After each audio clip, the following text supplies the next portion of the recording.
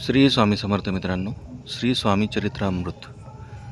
श्री स्वामी चरित्रामृत या ग्रंथाचे रचनाकार श्री विष्णू बळवंत थोरात यांचा जन्म श्रेष्ठ अशा चित्पावन ब्राह्मण घराण्यात रत्नागिरी जिल्ह्यातील पालशेत या गावी झाला. त्यांच्या आईचे नाव पार्वती. विष्णुपंतांचे बालपण व शिक्षण पालशेत या गावीत झाले. पालशेतपासून जवळच कोपर्ली या गावात त्यांनी शिक्षकाची नोकरी केली.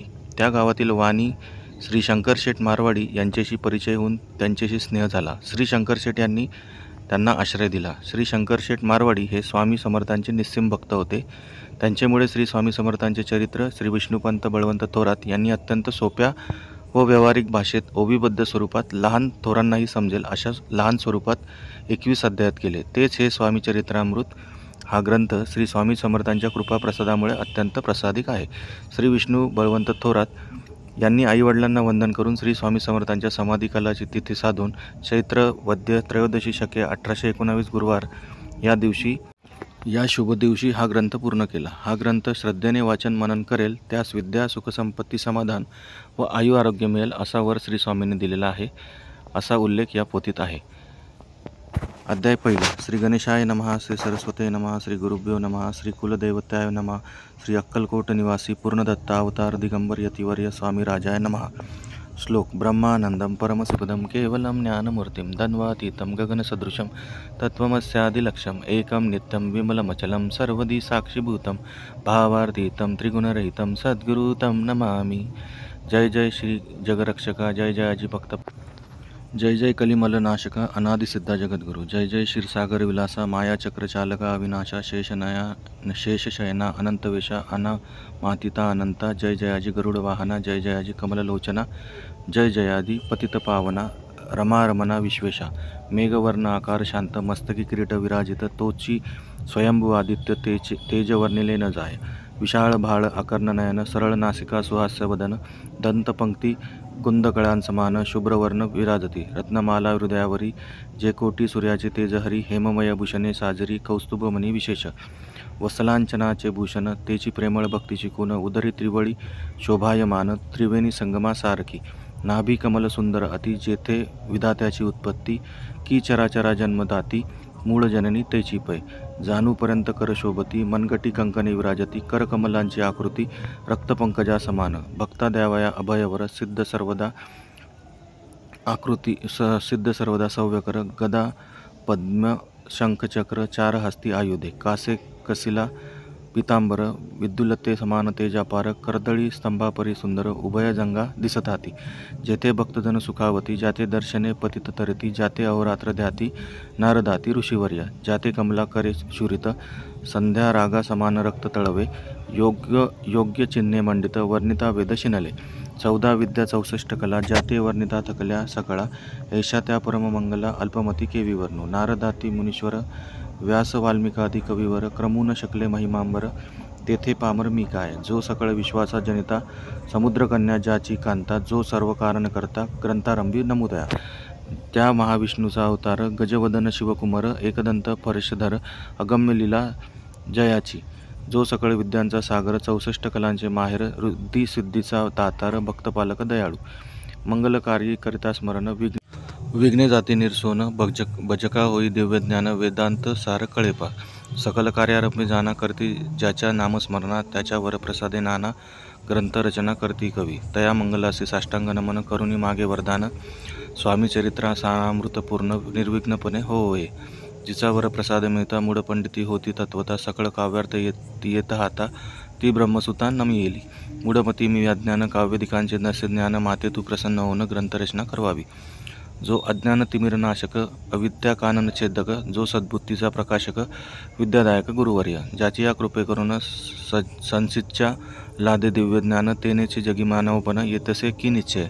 तेवी असती माता पितर तैसेची श्रेष्ठ गुरुवर्य चरणी त्यांचे नमस्कार वारंवार साष्टांग. मतिमंद अज्ञबाळ घेतली असे थोर आळ ती पुरवणार दयाळ सद्गुरु राजा आपणची. नवमास उदरी पाळले प्रसव वेदनांते शोषिले कौतुकी करुणी वाढविले रक्षिले आजवरी. जननी जनका समान अन्य दैवता आहे कोण वारंवार साष्टांग नमन चरणीतयांच्या करीत असे. ब्रह्मा विष्णू महेश्वर तिन्ही देवांचा अवतार लीला विग्रही अत्रिकुमार दत्तात्रेय नमियेला। तीन मुखे सहा हात गळा पुष्पमाळा शोभत कर्णिकुंडले तेज अमित विद्युल्लते समान कामधेनू असुनी जवळी हाती धरिले असे जोडी जो पाहता एका स्थळी कोणासही दिसेना चार वेद होऊनी श्वान वसती समीप रात्रंदिन ज्याचे त्रिभुवनी गमन मनोवेगे जाते जो त्या परब्रह्माचे नमन करुणी मागे वरदान स्वामी चरित्रा सारामृत पूर्ण हो कृपेने आपुल्या वाढला कलीचा प्रताप करू लागले लोकपाप पावली भूमी संताप धर्मभ्रष्ट लोक बहु पहा कैसे दैव विचित्र आर्यावरती आर्यपुत्र वैभवहीन झाले अपार दरिद्र दुःख भोगती शिथिल झाली धर्मबंधने नास्तिक न मानती वेदवचने दिवसेंदिवस होमावने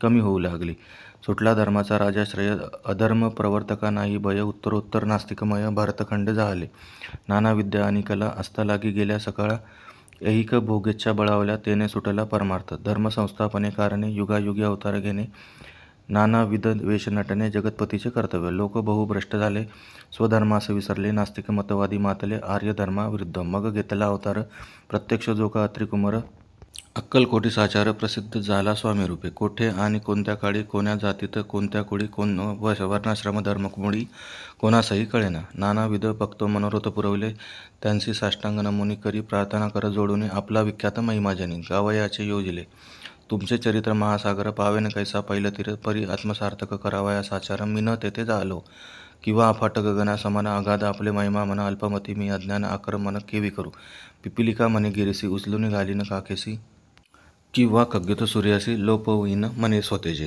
तैसे असे माझी आळ बाळ जाणूनी लढी वाळ पुरविता तू दयाळ दीनबंधू यतिवर्या करता आणि करविता तूच एक स्वामीनाथा माझी अठाई वार्ता मी पणाचे नसेची ऐसे एकोनिया स्तुती संतोषली स्वामी राजमूर्ती कवी लागी अभय देती वरद असते करोनी उणे न पडे ग्रंथात सफल होतील मनोरथ पाहुणी आर्यजन समस्त संतोषितील निश्चय ऐसी ऐकुनी अभयवानी संतोष झाला माझी मनी यशस्वी होऊनी लेखनी ग्रंथ समाप्ती प्रतिभाव आता नमू साधुवृंद ज्यासी नाही भेदाभेद जे स्वात्मसुखी आनंदमय सदोदित राहते मग नमिले कवीश्वर जे शब्दसृष्टीचे ईश्वर ज्यांचा काव्ये सर्वत्र प्रसिद्ध असते यालोकी व्यास वाल्मिकी महाज्ञानी बहुत ग्रंथ रचिले ज्यांनी वारंवार तयांच्या चरणी नमन माझे साष्टांग कवी कुलमुकुटावंतस नमिले कवी कालिदास ज्यांचे नाट्यरचना पाहून ज्ञातेही डोलविती मान तयांचे चरण नमियले ईश्वराचरणी जडिले चित्त ऐसे तुका रामादिक भक्त ग्रंथारंभी तयानमित वरद प्रसादा कारणे अहो तुम्ही संतजनी मज दिनावरी कृपा करुनी आपण हृदयस्थ राहुनी ग्रंथरचना करवावी आता करू नमन जे का श्रोते विचक्षण महाज्ञानी आणि विद्वान श्रवणी सादर बैसले महापंडित आणि चतुर ऐसा श्रोतू समाज तोर मतिमंद मी त्यांच्या समोर आपले कवित्व केवी आणू परिथोरांचे लक्षण एक मला ठाऊके पूर्ण काही असता सद्गुण आदर करती तयाचा संस्कृताचा नसे गंध मराठीही न ये शुद्ध नाही पडलो शास्त्रचंद कवित्व शक्ती अंगी नसे परी हे अमृत जाणूनी आदर धरावा जी श्रवणी असे माझे असंस्कृत वाणी ती एकडे न पाहावे पाहता जी अवगुण ग्राह्य तितुकेची घ्यावे पूर्ण एवढी विनंत कर जोडून चरणी आपुल्या करीत असे स्वामींच्या लीला बहुत अस्ति प्रसिद्ध लोकात त्या सर्व वर्णिता ग्रंथ पसरेल समुद्रसा त्या महोदधीतुनी पाही अमूल्य मुक्ता फळे घेतली काही द्यावया मान सुज्ञाही अनुमान काही न करावा की हे उद्यान विस्तीर्ण तया माझी प्रवेश करून सुंदर कुसुमे निवडून हार त्यांचा गुंफिला कवी होऊन या माळी घाली श्रोत्यांच्या गडी उभा